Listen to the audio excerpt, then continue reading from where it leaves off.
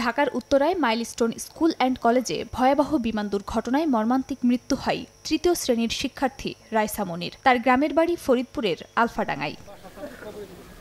শনিবার দুপুরে শিশুটির পরিবারকে সমবেদনা জানাতে গ্রামের বাড়িতে যান স্কোয়াড্রন লিডার জিহাদুল ইসলাম ও ফ্লাইং অফিসার রুদাবা কামালের নেতৃত্বাধীন ২০ সদস্যের প্রতিনিধি দল। শিক্ষার্থী রাইসা মনির কবরে ফুল দিয়ে শ্রদ্ধা জানান তারা। দেশবাসী এবং সকলের কাছে, আমার মেয়ের জন্য এবং আমার জন্য আপনাদের কাছ থেকে সবার কাছে দোয়া চাচ্ছি, যাতে আমার মেয়েরা শহীদি মর্যাদা পায়। বিমান দুর্ঘটনায় ইন্তেকাল করেছেন, শাহাদত বরণ করেছেন এবং আমরা আলফাডাঙ্গাবাসী এবং এই বাজড়াবাসী সবাই মিলে আমরা তার আত্মার মাগফিরাত কামনা করি।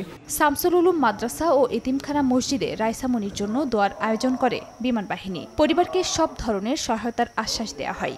রাইসা মনির পরিবারের পাশে সরকারের যে কোনো সুযোগ সুবিধা এবং তাদের যে কোনো বিপদে অথবা যে কোনো প্রয়োজনে উপজেলা প্রশাসন তাদের পাশে থাকবে। এদিকে মাইলস্টোন ট্র্যাজেডিতে নিহত আরেক শিক্ষার্থী ফাতেমা আক্তারের গ্রামের বাড়ি বাগেরহাটের চিতলমারি কুনিয়া গ্রামেও যান বিমান বাহিনীর সদস্যরা। তার কবরেও ফুল দিয়ে শ্রদ্ধা জানানো হয়। ফাতেমার বাবা মা ও স্বজনদের সান্ত্বনা দেন বিমান বাহিনীর কর্মকর্তারা।